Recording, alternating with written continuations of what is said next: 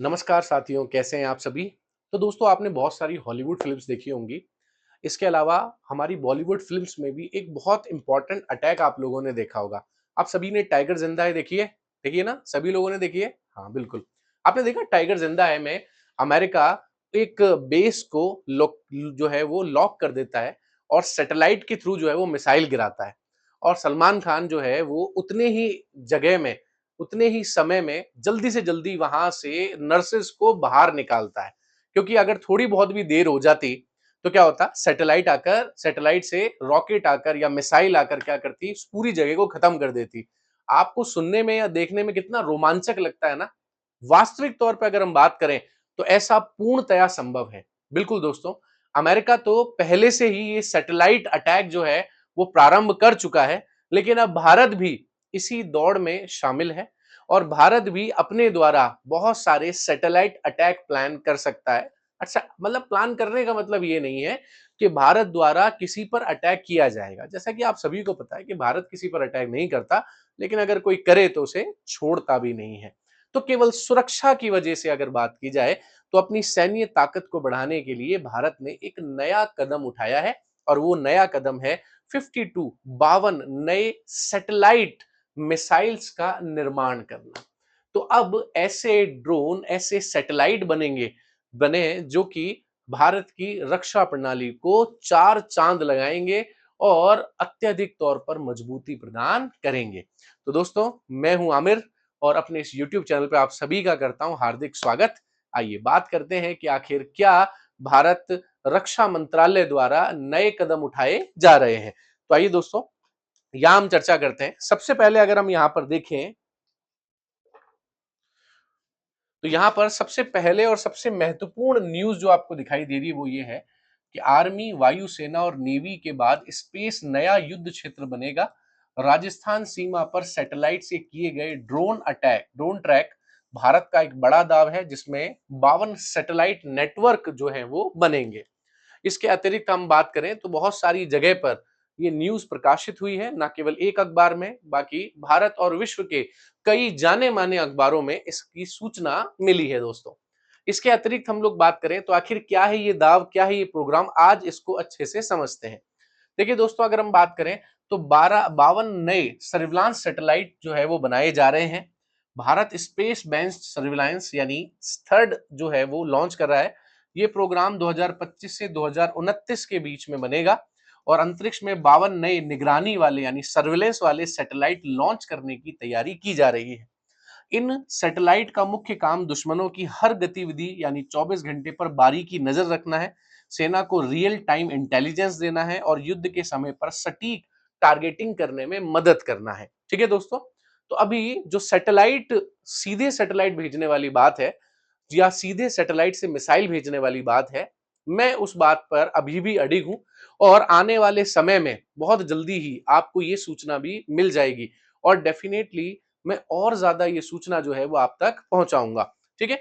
तो यहां पर देखिए, हमारा जो सैटेलाइट है, हमारा जो SBS थर्ड प्रोग्राम है वो क्या कर रहा है, दुश्मनों पर हर जगह पर नजर रखता है, सेना को हमेशा एक इंटेलिजेंस देता रहता है जो रियल टाइम इंटेलिजेंस है।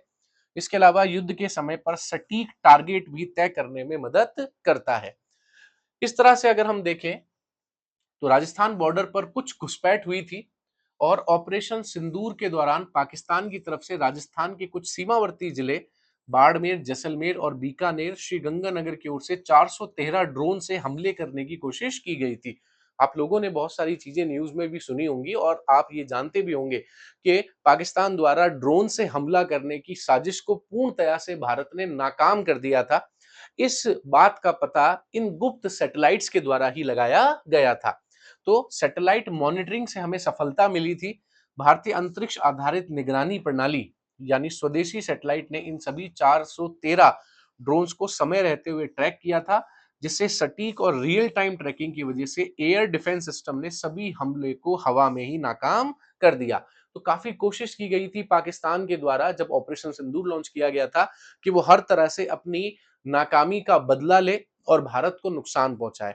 लेकिन भारत के पास में इतने अच्छे सर्विलेंस सैटेलाइट मौजूद हैं जो हर प्रकार के ड्रोन, हर प्रकार की दुश्मन की गतिविधियों को पहले से ही भांप लेते हैं, जिसकी वजह से हमें सही ट्रैक मिल पाता है और आसानी से उनको ध्वस्त किया जा सकता है। इसके अतिरिक्त हम लोग बात करें तो दुश्मन के रडार को ध्वस्त करने में भी हमें मदद मिली थी। अंतरिक्ष आधारित निगरानी की मदद से न केवल घुसपैठ रोकी गई, बल्कि दुश्मन की रडार सिस्टम को पूरी तरह से ध्वस्त कर दिया गया। तो ये भी क्या है, ये भी एक प्रकार की जीत है। दोस्तों, दुश्मन को मारना इससे ज्यादा खतरनाक है दुश्मन के वो सभी हथियार, वो सभी आधुनिक तकनीक को नष्ट कर देना, जिससे दुश्मन घातक हो सकता है। हमने यही किया और संपूर्ण रडार को ऑपरेशन सिंदूर के दौरान नष्ट कर दिया। इसके बाद अगर हम बात करें यहाँ पे, तो सटीक और बिना सीमा लांघे काउंटर अटैक करने में भी ये बहुत इंपॉर्टेंट रोल निभाता है। ठीक है।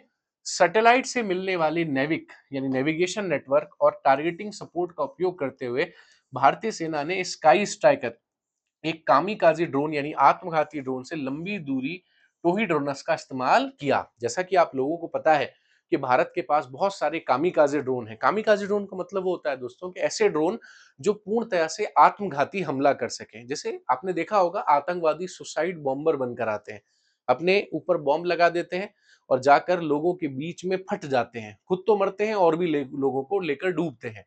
इसी प्रकार से भारत ने कुछ ऐसे ड्रोन बनाए हैं, एक ऐसे कामिकाज़ी ड्रोन बनाए हैं, जो दुश्मन के क्षेत्र में जाकर गिरते हैं, नष्ट होते हैं और दुश्मन की सारी गतिविधियों को नष्ट कर देते हैं।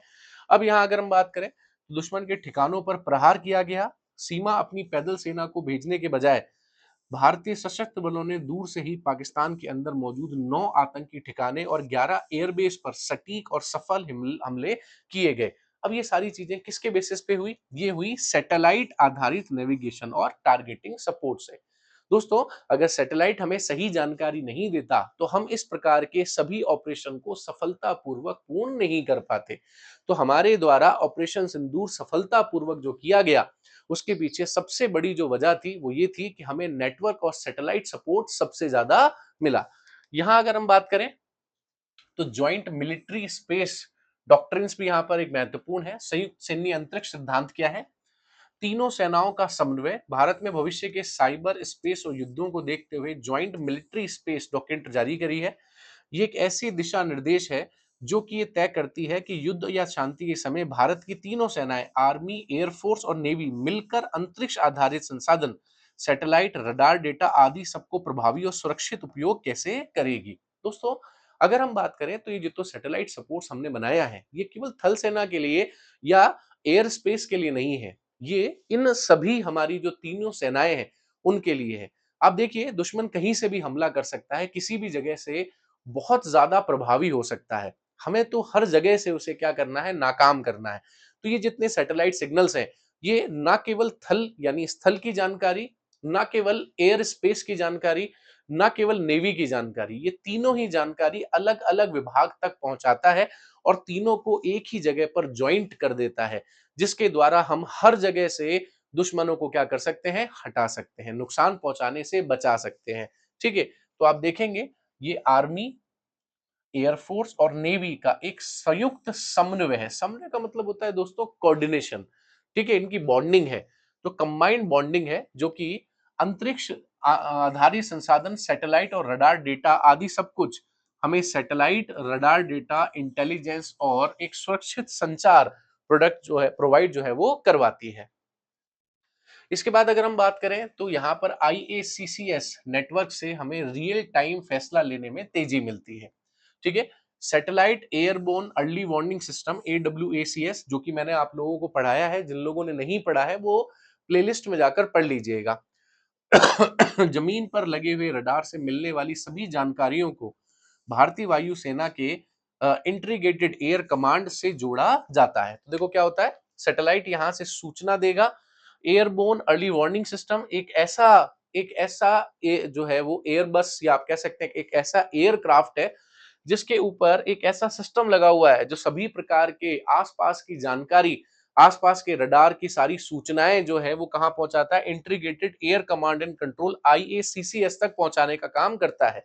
ठीक है। तो जमीन पर लगे हुए रडार या अन्य स्रोत जितनी भी जानकारी है वो सब की सब कहां पहुंचती है? इस integrated air command control system में पहुंचती है। उसके बाद फिर ये सभी स्रोतों से रियल टाइम डेटा को अलग अलग जगह पर पहुंचाने का काम करता है।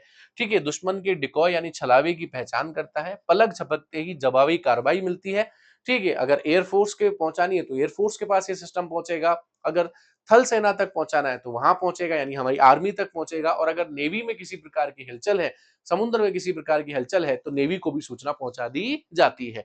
ठीक है, तो जब हर तरफ का डेटा एक ही स्क्रीन नेटवर्क पर आता है तो सैन्य कमांडर के लिए दुश्मन को छलावे को पहचानना और पलक झपकते ही जवाबी कार्रवाई करना क्या हो जाता है, आसान हो जाता है। ठीक है, कई बार आपने देखा होगा फिल्मों में दिखाते हैं कि दुश्मनों द्वारा कुछ चाल अलग चली जाती है और वो खेल कुछ और कर रहे होते हैं। तो इस प्रकार के खेल अब दुश्मन नहीं कर पाएंगे, क्योंकि भारत तकनीकी में उनका बाप बन चुका है और कोई भी दुश्मन भारत के तकनीक से बच नहीं पाएगा दोस्तों।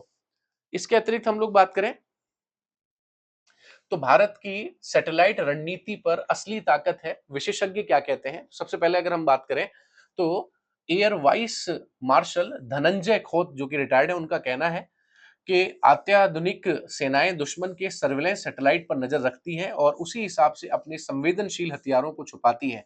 ये दुश्मन को भ्रमित करने के लिए नकली हथियार जैसा तैनात करती है।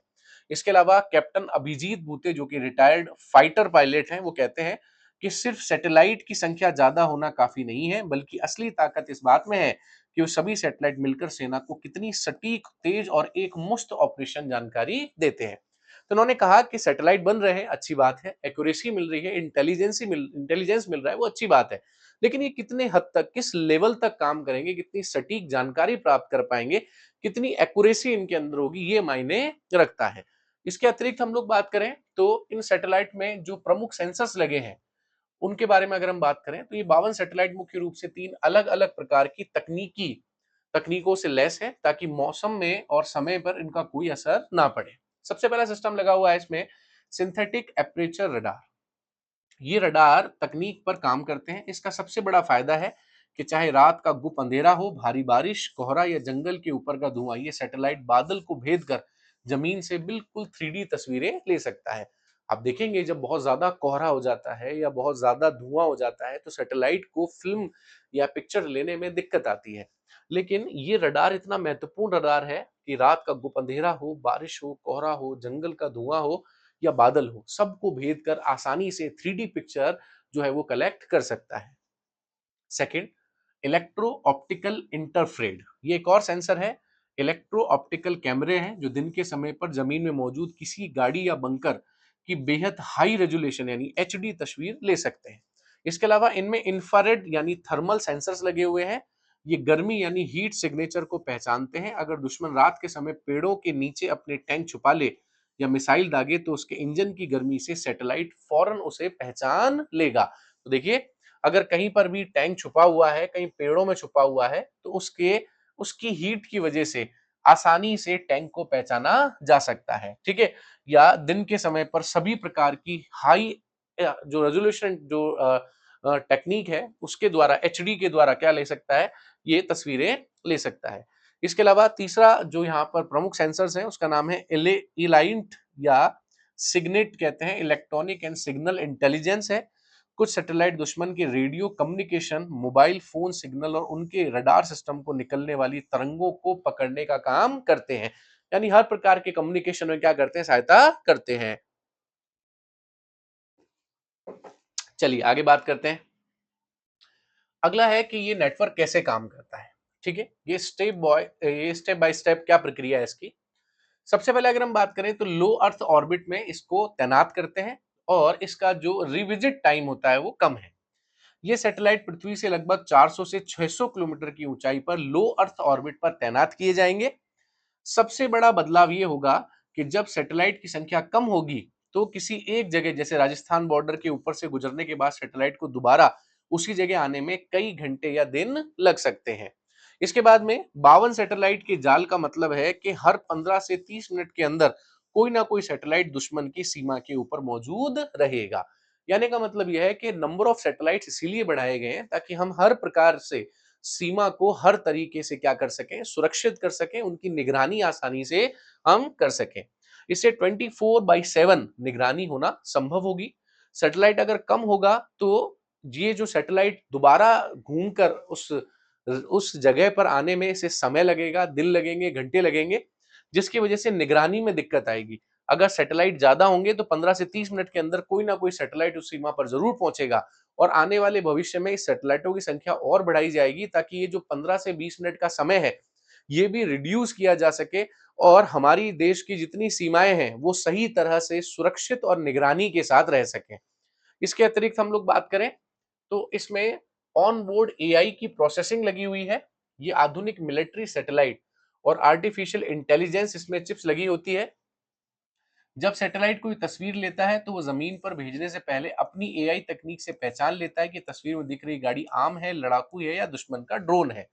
कहने का मतलब है ये नहीं है कि वो किसी की भी फोटो लेकर आसानी से वो उस सिस्टम तक, मॉनिटरिंग सिस्टम तक पहुंचा दे। नहीं, पहले क्या करेगा, फोटो लेगा, एआई चिप्स उस फोटो को, उस कैप्चर इमेज को आसानी से देखेगी और ये पता लगाएगी कि असल में ये जो इमेज ली गई है ये कौन है।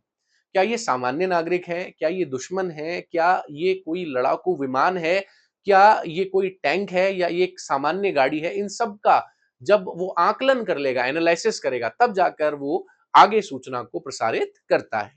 इसके बाद अगर हम बात करें तो इसमें रियल टाइम और सुरक्षित डेटा का ट्रांसमिशन होता है, जिसमें एनक्रिप्टेड और लेजर रेडियो फ्रिक्वेंसी लिंक है। जानकारी जुटाने के बाद सैटेलाइट इसे एनक्रिप्टेड यानी लेजर रेडियो फ्रिक्वेंसी के जरिए जमीन पर बने ISRO defence space agency control तक भेजता है। ठीक है, तो दुश्मन ना तो इस डेटा को हैक कर सकता है और ना ही इसको जैम कर सकता है। इसलिए डेटा की पूर्ण तरह सुरक्षा की जिम्मेदारी इसी की है। इसके अतिरिक्त हम लोग बात करें तो आईएसीसीएस और तीनों सेनाओं के साथ इसका एकीकरण इसको और ज्यादा मजबूती प्रदान करता है। ये डेटा भारतीय वायुसेना आईएसीसीएस यानी integrated air command and control system और थल सेना नौसेना वॉर रूम एक ही स्क्रीन पर दिखाई देते हैं। साथ इससे भारत के स्वदेशी जीपीएस नेविक से जोड़ दिया जाता है, जो दुश्मन के हर ठिकाने के सटीक कोऑर्डिनेट्स हमें आसानी से मिल जाते हैं। ठीक है, तो इससे क्या होगा, इससे भारतीय वायुसेना, थल सेना और नौसेना इन सबको एक ही कंप्यूटर पर देखा जा सकता है। इनकी सभी गतिविधियों को, इनके इनको दिए जाने वाले निर्देशों को यहाँ से आसानी से भेजा जा सकता है। ठीक है, जिससे satellite data, radar data, drone field signal intelligence और जमीन की गतिविधियां, ये सब इन इन सभी तकनीक की वजह से एक ही स्क्रीन पर दिखाई देंगी और नेविक जो है यहाँ से सटीक कोऑर्डिनेट आसानी से दे पाएगा। ठीक है, अब त्वरित कार्रवाई, जैसे एक्शन करना हो, जैसे सैटेलाइट से पता चलता है कि सीमा पार कोई आतंकी शिविर बना रहा है या ड्रोन लॉन्च होने वाला है, तो डेटा सीधे सीमा पर तैनात कामाकाजी या मिसाइल ड्रोन्स को एक्टिवेट कर देता है, फाइटर जेट्स को फीड कर दिया जाता है और तुरंत सटीक रूप से कार्रवाई हो जाती है। उदाहरण के तौर पे हम बात करें, जैसे पता चला यहाँ पर कोई सैटेलाइट है, उसने देखा कि यहाँ पर कोई दुश्मन की शिविर या कोई ड्रोन की लॉन्च की तैयारी हो रही है, तो क्या हुआ, एआई प्रोसेसर के द्वारा खतरे की पुष्टि की गई। इसके बाद नेविक ने उस जगह की लोकेशन को भेजा, उसके बाद लाइव फीड कर दिया, तीनों सेनाओं को वॉर रूम में भेज दिया, जो भी जिस भी तरह का अटैक करना है उनको सुनिश्चित किया। यहां से कामकाजी ड्रोन को फीड किया, मिसाइल भेज सकते हैं, फाइटर जेट भेज सकते हैं और सटीक हमले से दुश्मन का सफाया कर सकते हैं। इस तरह से अगर हम देखें तो पलक झपकते ही हम दुश्मन को पूर्णतया से क्या कर सकते हैं, खत्म कर सकते हैं दोस्तों। अब देखिए यहाँ पे इस प्रणाली से भारत को क्या फायदा होगा, तो अगर हम बात करें निगरानी का समय, दिन में कुछ बार गैप रहता था। 52 नए सैटेलाइट के बाद में 24 घंटे सातों दिन यानी किसी तरह का कोई भी जीरो गैप यहां पर नहीं होगा। इसीलिए 52 सैटेलाइट्स यहां पर लॉन्च किए जाएंगे। मौसम का असर, बादलों और कोहरे में नजर रखना मुश्किल था, लेकिन एसएआर रडार से हर तरह के मौसम को आर पार देख सकते हैं। इसके बाद प्रतिक्रिया का समय, डेटा मिलने, एक्शन लेने में समय लगता था, लेकिन रियल टाइम यानी पलक झपकते ही हम क्या कर सकते हैं, कार्रवाई कर सकते हैं। इसके अलावा दुश्मन जो छलावा कर सकता था, नकली टैंक या गुमराह करने की कोशिश कर सकता था, थर्मल और इंफ्रारेड सेंसर की वजह से वो असली और नकली को तुरंत रूप से पहचान लेता है। तो दोस्तों, ये हमारे भारत की वो महत्वपूर्ण तकनीक है जिनकी वजह से हमारा भारत हमारी पूर्ण रूप से सुरक्षा कर पा रहा है और हमारी जो रक्षा जो प्रणाली है, जो हमारा डिफेंस टेक्नोलॉजी है, हमारे डिफेंस सिस्टम जो है, वो और ज्यादा मजबूत हो रहा है। तो थैंक यू सो मच दोस्तों, ये हमारे लिए एक गौरवपूर्ण पल है, ये गौरवपूर्ण बात है जिसमें हम भारत की सैन्य शक्ति और रक्षा प्रणाली की मजबूती को आप तक पहुंचाते हैं। तो चलिए दोस्तों, ज़्यादा से ज़्यादा शेयर कीजिएगा इस वीडियो को। इसके अलावा हमारे जो करंट अफेयर्स हैं, जो डिफेंस से रिलेटेड हैं, टेक्नोलॉजी से रिलेटेड है, वो सभी के सभी आपको प्लेलिस्ट में मिल जाएँगे। वो सारी की सारी प्लेलिस्ट देखना बिल्कुल मत भूलिएगा। थैंक यू सो मच दोस्तों। Take care, bye bye. कल मिलते हैं। जय हिंद, जय भारत।